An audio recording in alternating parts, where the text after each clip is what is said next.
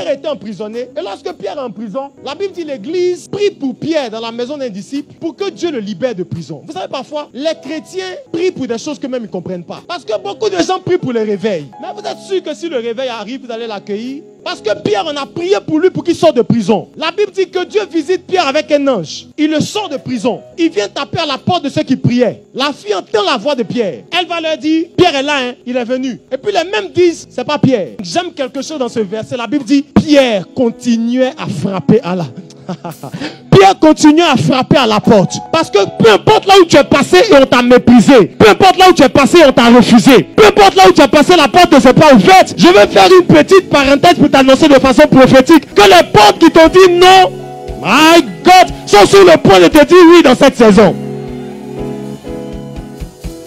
Parce que parfois, quand Dieu envoie un mouvement, les gens qui sont à la porte peuvent entendre, mais avoir la capacité d'ouvrir la porte au mouvement de Dieu, il faut être prophétique. C'est la raison pour laquelle l'un des problèmes de l'église de notre génération, il y a très souvent des gens qui ont perdu leur sensibilité prophétique. Ils ne sont plus capables de voir, de sentir arriver les prochains mouvements de Dieu. Ils ne sont plus capables de comprendre ce que Dieu est sur le point de faire et d'ouvrir la porte et de laisser Pierre entrer dans la maison. Je vais vous faire remarquer deux choses. J'ai été frustré par le fait qu'il prie pour qu'on libère Pierre. Pierre arrive et on ne l'accueille pas. Vous savez, c'est facile de rejeter les gens pour qui on a prié. Je crois qu'aujourd'hui, ce n'est plus le temps de prier pour un réveil. C'est le temps de préparer la guerre avec ceux que Dieu a suscités parce que des gens ont prié avant nous. Regarde, je ne suis pas venu parler à un auditoire. Je suis venu parler à une armée. Parce que cette armée que vous êtes, tous les jeunes qui ont défilé là, qui ont chanté, qui ont fait ceci, tout ce que vous voyez Dieu faire avec ces jeunes gens, c'est le résultat de gens qui ont prié avant nous. Avant qu'on se convertisse, avant qu'on rencontre Jésus, avant qu'on ne naisse. Des gens priaient pour ce pays. Des gens demandaient à Dieu d'intervenir. Et le problème, c'est que parfois, quand Dieu répond, les mêmes gens qui ont prié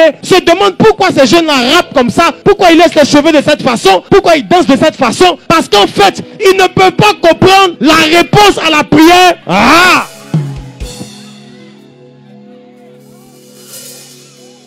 Touche quelqu'un, dis-lui, tu as prié pour nous, on est là.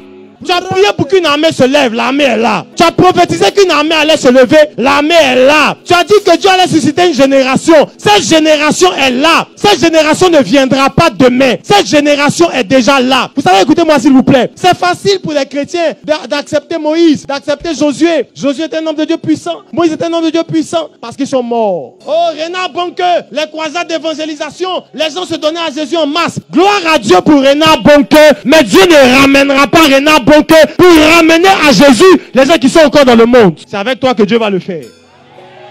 Non, regarde ton amen, on dirait quelqu'un qui est venu en espionnage. Dis-moi un bon amen s'il te plaît. Il y a plus que Renard Bonke ici. Il y a plus que Catherine Kuhlman ici.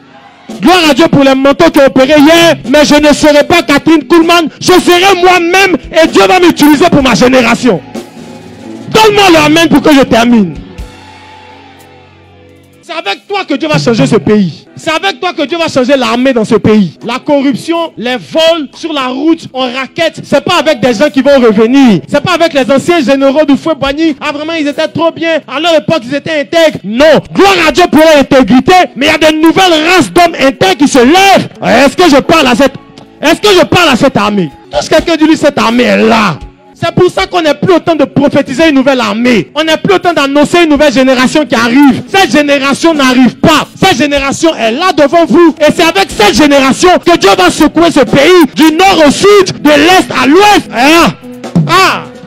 Le problème quand on va en guerre avec son papa et sa maman, c'est que son papa a toujours l'impression, ou ta maman a toujours l'impression que tu n'es pas suffisamment prêt pour le combat. Si on va ensemble au combat, tu vas mourir, c'est pas trop bien. Faut rester à la maison. Nous, on va aller combattre. Nous, on a combattu des années. Regarde papa, regarde maman, assieds-toi un peu. Dieu a élevé des armes. Ah, my God, my God. Shabadadabanda d'abord. C'est pour ça que quand David est arrivé sur le champ de bataille, ses grands frères lui ont dit, ah, tu es trop petit. Retourne à la maison vite, vite, vite, vite, vite. Ils ignoraient que c'était avec ce petit garçon, guidé par le GPS du Saint-Esprit, une nourriture en main pour arriver sur le chantier de guerre. C'est avec ce jeune garçon que Dieu s'apprêtait à accorder une grande délivrance à Israël. Je vois un homme comme David, je vois une femme comme David, qui a dans la main un petit repas, qui ressemble à rien, mais avec qui Dieu s'apprête. Lève la main, dis-lui, nous sommes cette armée.